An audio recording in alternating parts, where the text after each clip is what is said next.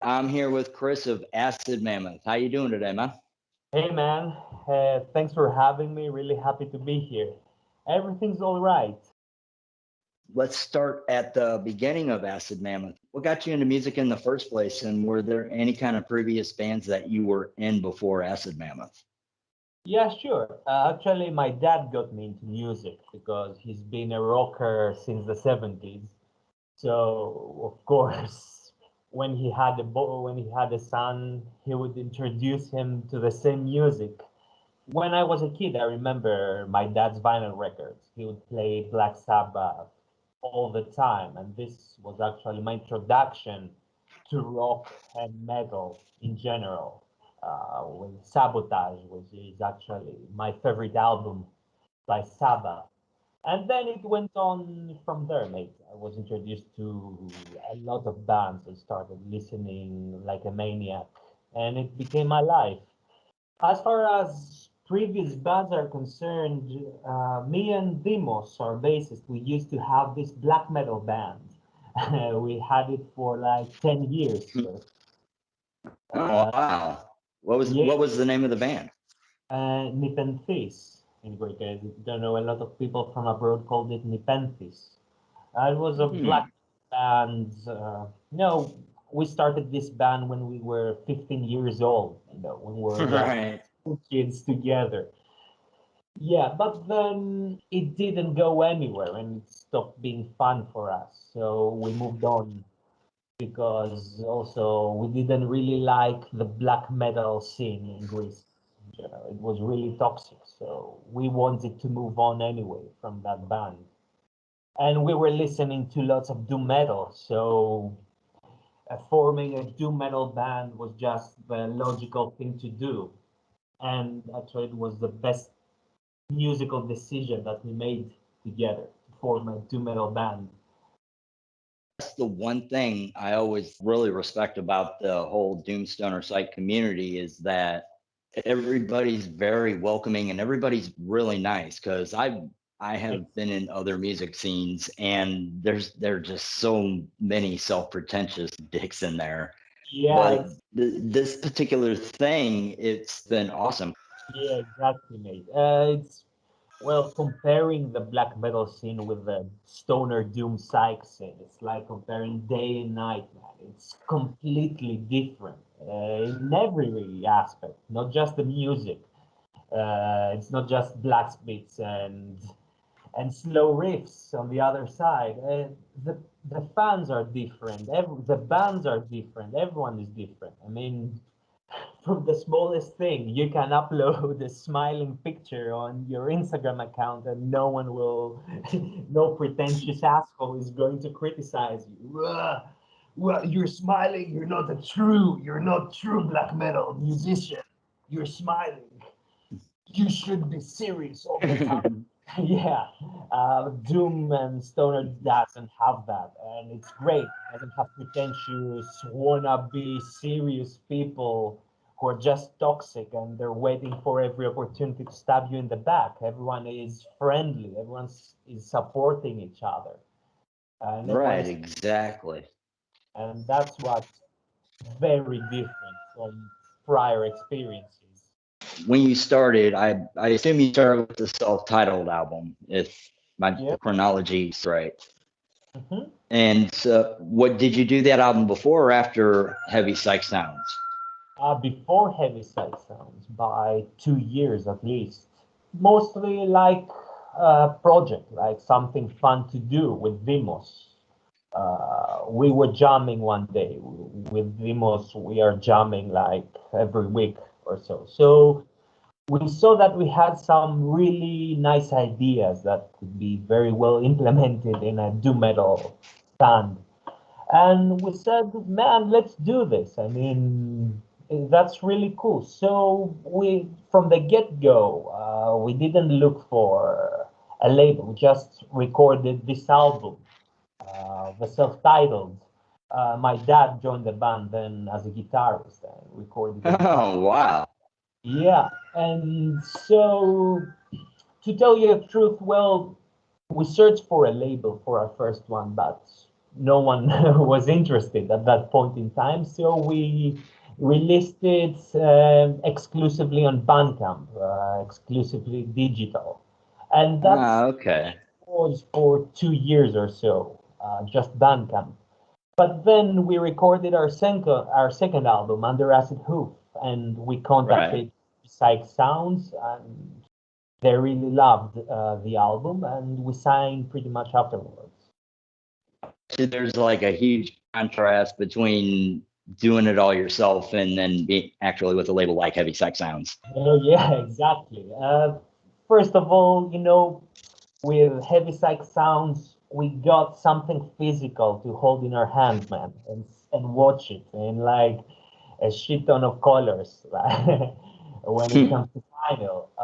As for the first album, it was just on Bandcamp, man. We wanted to release it ourselves with CD and stuff, but we said, why release it on CD? Let's wait for a vinyl release. Stopped buying CDs for quite a while now, and we've been vinyl maniacs. So we wanted a vinyl release from the get-go.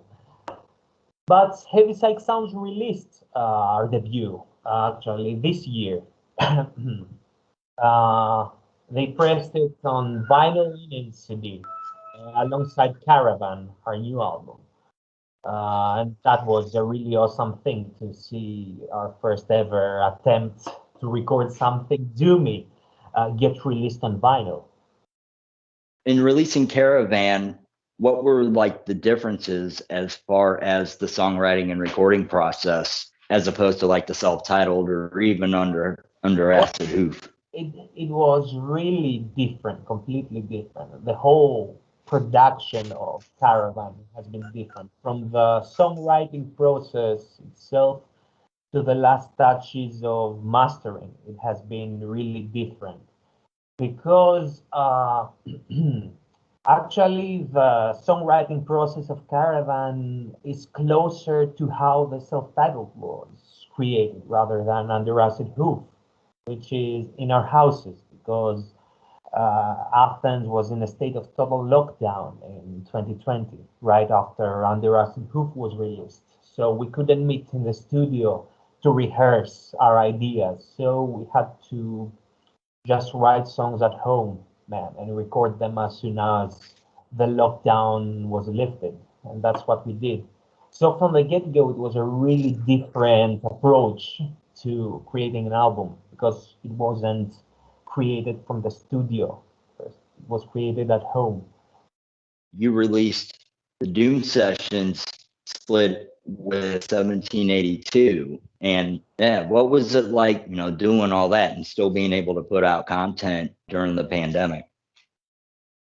Sitting at home, man, writing music was the only thing that kept our sanity. So it was a really welcoming process to write lots of stuff for releases. And first, we composed the three songs that are in Doom Sessions Volume 2 with 1782. And then, pretty much afterwards, we composed the Caravan songs. Uh, they pretty much instantly. But that was the thing. Writing music, j- sorry, just gave us something to do while we were stuck inside our homes.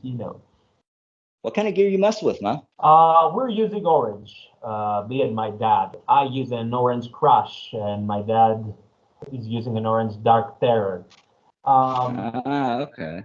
most, the biggest amps you can find, but they are our sound, man. I mean, we tried everything. We tried really huge amps. For example, when recording our new album Caravan, we tried the biggest amps you can find, but in the end, we still went back to the Orange Dark Terror, for example, because that's what we wanted the guitars to sound like. I can't imagine the guitar sounding any differently. It's just, I don't know, it makes the riffs sound exactly like we have them in our head when we compose them. And Vimos, Oh, he's got Mark Bass, the Black Line, Mark Bass, Little Mark, 250. Yeah. Uh, Wow, nice. and uh, and he's got like a hell ton of pedals with him, and he's developed his own personal sound to the point where no one has to worry during recordings. Whenever recordings happen, we don't even ask Vimos. So, what are you going to use for the recordings, man? We don't care. We know that whatever he does is going to sound huge. It's going to sound awesome. Listening to Berserker is just blasts you right in the face. So, and I'm sure that's what you're looking for. Yeah, exactly. This punch in the face. From the start, we wanted, our sound to imply an entire horde of mammoths coming towards you, like threatening, big, heavy. And we've only captured this with our oranges and with the Marques. Any other combination just didn't do the trick for us. With everything that's been going on like past couple of years and taken step by step, far as being more well known, what's it like being known like this places like on an international level? It's an honor, mate, really. What can I say? It's an honor. Even if one single person likes our tunes, then we are happy. But of course, we are really proud that our music has been so well received by the doom metal scene. It's just, yeah, we are really, really happy. We didn't expect it really. When Under Acid Hook was released, we were blown away by the response. We just didn't expect it. And it's awesome, mate, to be able to know that there are people who really enjoy what you're doing because you put your heart and soul into it, and you see that there is a response to that. It doesn't fall on deaf ears. There's people who actually like what you do, and that's something that has made us really, really happy. Even when it when it's not Greece, when it's not just Greece, and it's people from the US, people from Canada, Central and South America, Europe, even Asia and Africa. Uh, it's been awesome, really. Well, and speaking of which, you guys have recently done some shows. Has it actually been a better turnout? Yeah, sure. When we released Under Acid Hoof back in January 2020, our major plan was doing a hell ton of shows, man. But 2 months later, Athens falls into a state of total lockdown. The world gets plagued by COVID, and of course, gigs couldn't happen. It was a really big thorn on our side. So we couldn't do gigs. And this year, we managed to play in a festival in northern Greece. It was Mammoth Fest, pun intended. And it was a really awesome experience, man. First, because we played on stage after what felt like centuries, and also to see Mm. so many people there, so hungry to see bands play live because Greece didn't have gigs for like a year and a half uh, before that festival, which happened in northern Greece. So everyone was really enthusiastic about it. Everyone was crazy about it, and it was awesome. Really, we loved it. It was a great experience. That's what it was. Because, for example, last summer, 2020, we did a gig, but it was a live stream. And when you see 200 people in front of you, it's completely different. It's another story altogether. I was gonna say, it sounds like a freaking great time for sure.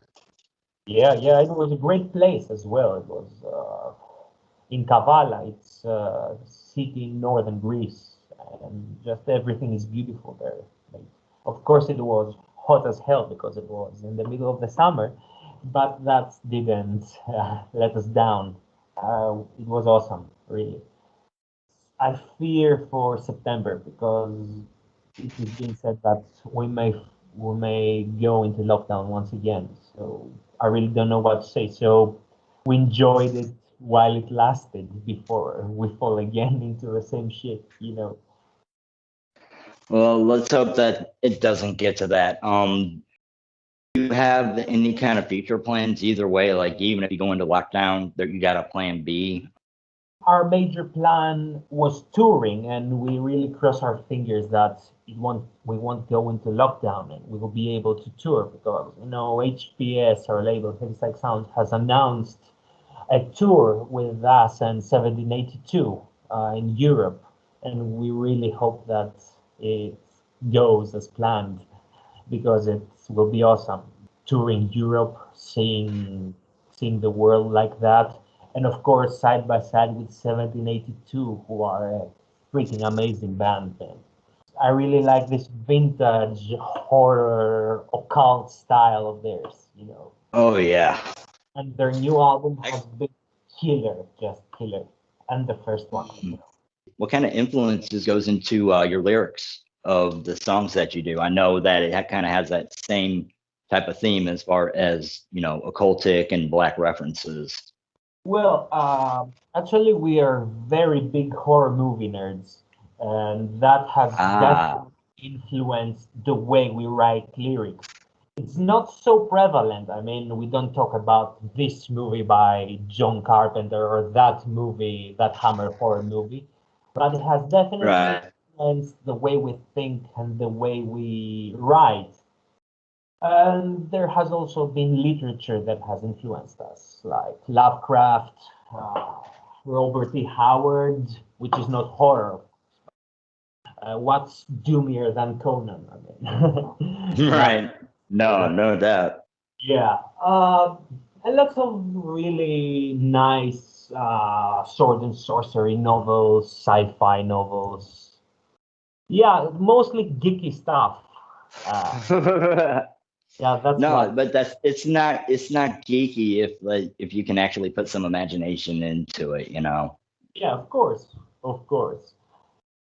And for the music as well. I mean, there will have been many times where we're sitting with Vimos and Marios, for example, watching an old school movie. We're watching Alucarda, for example, an old school movie.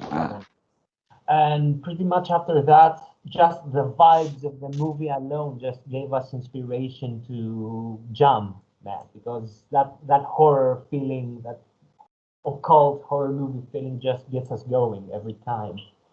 It's just Oh like yeah. pressing the on button, like turning us on. You know what I mean?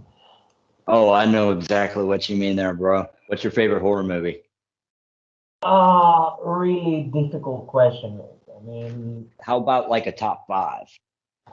top five. I will go with the classics, mate. First of all, The Thing by John Carpenter is like my favorite movie ever. One of my favorite movies, which is really Lovecraftian too, if you think about it. The Oh first yeah.